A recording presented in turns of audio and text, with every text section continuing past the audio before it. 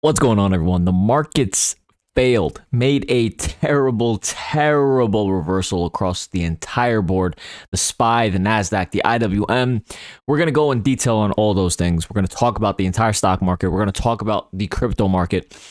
And if you guys enjoy the content, make sure to subscribe, like the video, comment, do all that good stuff. I'm really, really thankful for all of the likes and the comments that I receive.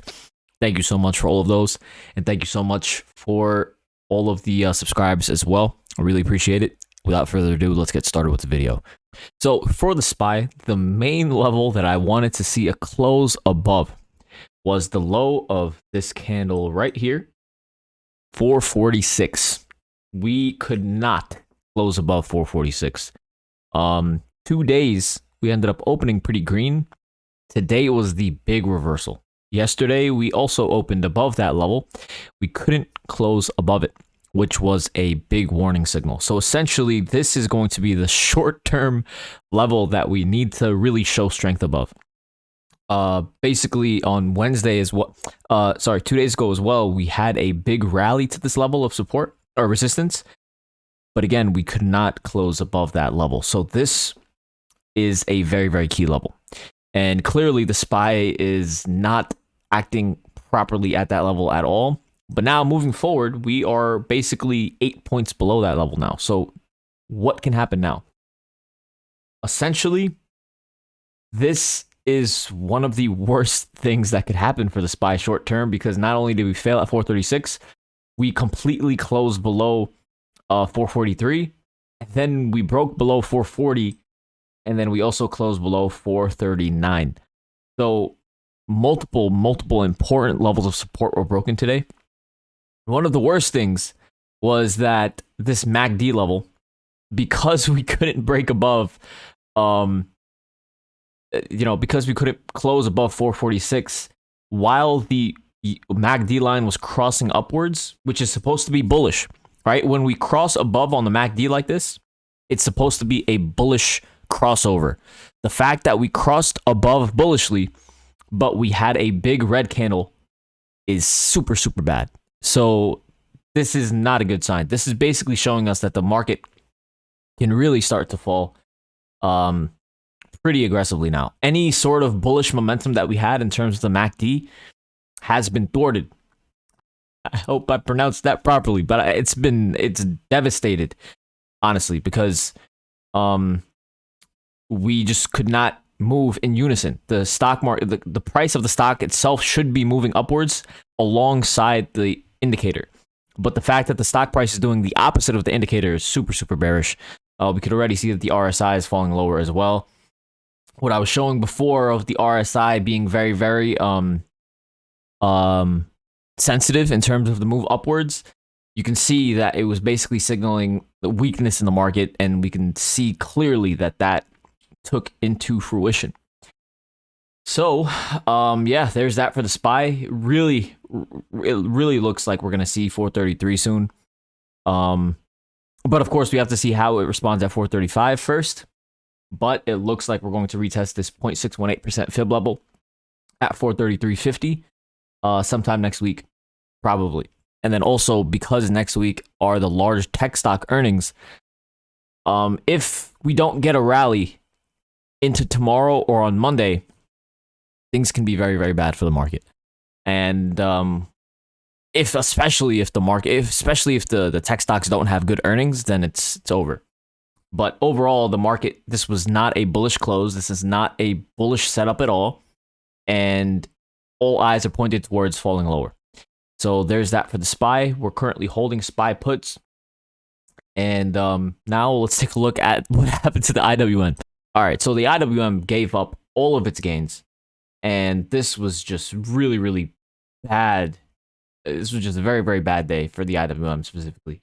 It was the biggest loser. And you can also see that the bullish crossover on the IWM did not play out as expected.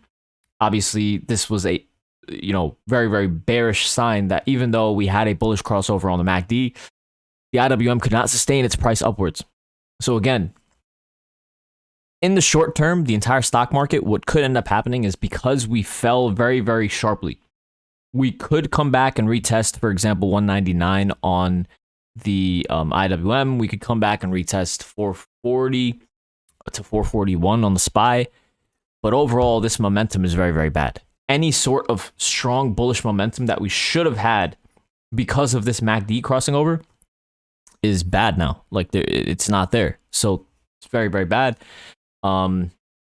It looks like the IWM can come back and retest 196.29, which is the 786% fib level. And then if that breaks, especially because the SPY and the IWM are also showing the Bollinger Bands pointed lower, it looks like there's a lot more room to the downside as well for the large indices. So again, you know, it's not the time to start looking to buying any calls. What you would rather do is wait for the market to rally a bit and buy into some puts. The only time you would start to be bullish again on the market is once the market breaks above key levels of resistance. SPY needs to break above 446. The IWM needs to break and hold above 202.50. And I'll talk about the levels for the NASDAQ. But right now, the market as a whole looks very, very bearish. And if this candle today does not show you that, of course, things can change day to day. But from what we can see in terms of the MACD, what we can see in terms of what's going on with Bitcoin and what the RSI and the price action of the stock market, things don't look good. So you have to keep that in mind and keep an open mind either way. All right, so there's that for the IWM. Let's take a look at the large tech stocks and the NASDAQ. All right, Apple. So here's something also pretty bad. So the MACD just crossed above, which is supposed to be very, very bullish, yet Apple closed very red today. All right, so that is very bearish, obviously. Microsoft also crossed above recently, gave up all of its gains. The lower Bollinger Band is really started to point lower now, and we had a huge red day today as well. Amazon, also a big red day. This is not bullish at all. We made new lows from where we were a few days ago. Not good at all. Google is down 18% since its stock split news. So obviously that's not good either. Google made new lows. And look at, it's so bad. Like, things are looking very, very bearish right now. And then let's take a look at Tesla. Tesla reversed, had a pretty good day in the open, and then it just reversed. You can see that the MACD looks like it's about to cross above on Tesla also, but this is not the best setup. We need to see if it can, basically we need to see if there's strength left in the market. After a big drop down like this on the entire stock market, Facebook just got decimated as well. So overall, the entire stock market's not showing a lot of strength. And what is going to be interesting, though, is if Facebook opens outside of the lower B band for tomorrow, we can definitely scalp some calls.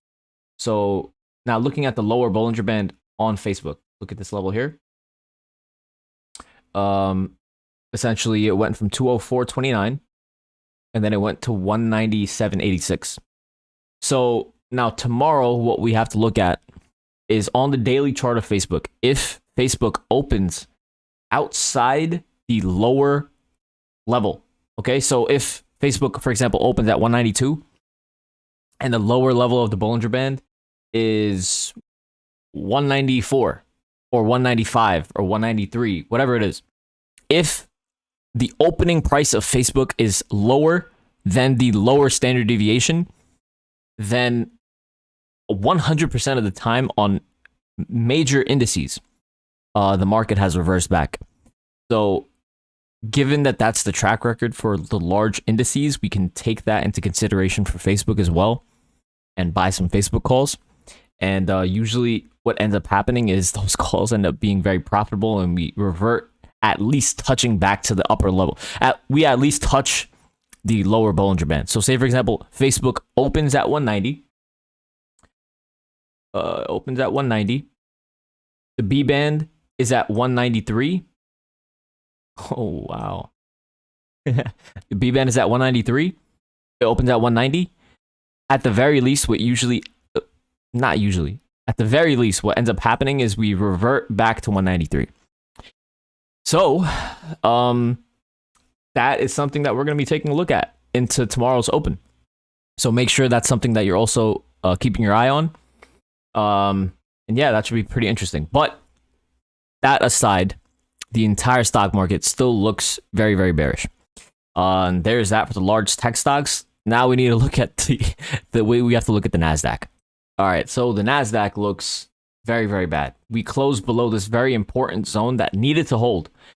And now this is going to be a main short-term key level of resistance moving forward. The 338.22 level, the 618% FIB for the NASDAQ. So this is very, very bad for the NASDAQ. We could also see the lower standard deviation is falling lower.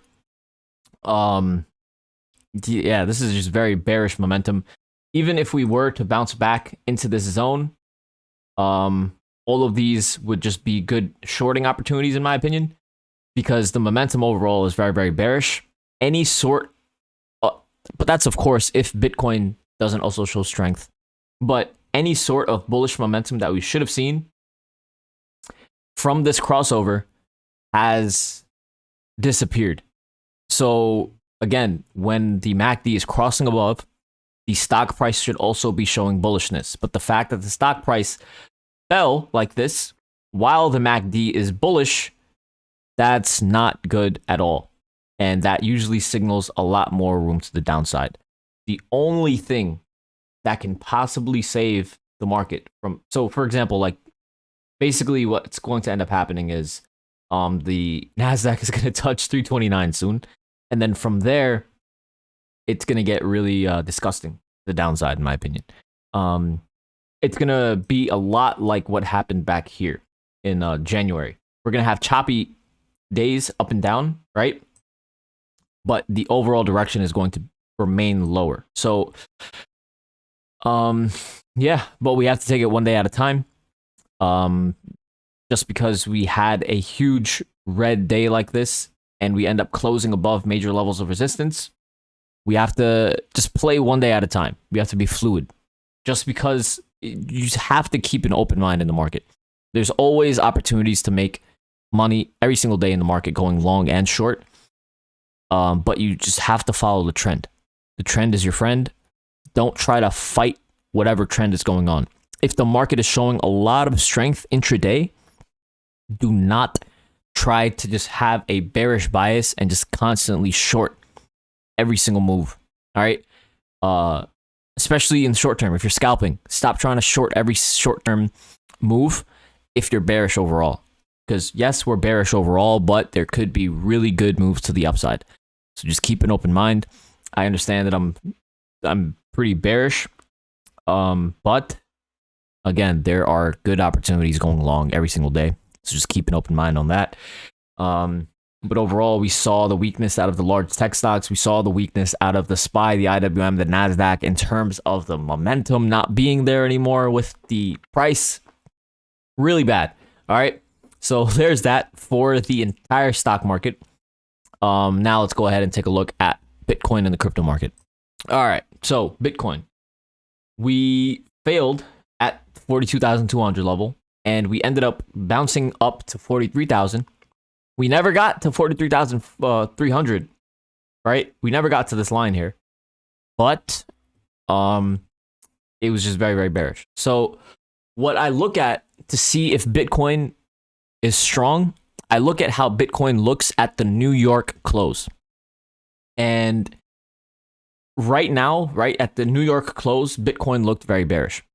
If Bitcoin closed green and it closed above these major levels of resistance, and it, we had a green candle closing over here like this, right? This would be very, very bullish for Bitcoin. And if the stock market showed a huge red day like it is right now, but Bitcoin showed a very strong green candle over here, then I would be bullish on the stock market, because every time that we've seen that happen, when Bitcoin shows strength, when the stock market doesn't, Bitcoin leads that strength and the stock market ends up following the next day. So that's not the case right now. So this is really weak. across everything on the entire stock market. And if this 40,500 level doesn't hold, and if this main 39,600 level doesn't hold, that is going to be really, really, really bad. The weakness intraday to me, like, it didn't even seem real. Like, it just looked, it was too good to be true. It was so weak, it was ridiculous. So just keep an open mind, because that is it was very, very scary to me how weak everything looked. But yeah, just keep that in mind. If Bitcoin ends up breaking this 39.6 level, then we're going to come back to this 37 to 38 level. And then from here, that's when things can be a bit more interesting in terms of buying longs. But yeah, things can be very, very dramatic tomorrow and over the weekend, and then Monday. That's going to be very important. So if you guys enjoyed the content, make sure to subscribe, put on your bell notifications, like the video. Thank you so much for all of your support, and I will see you guys tomorrow. Thank you.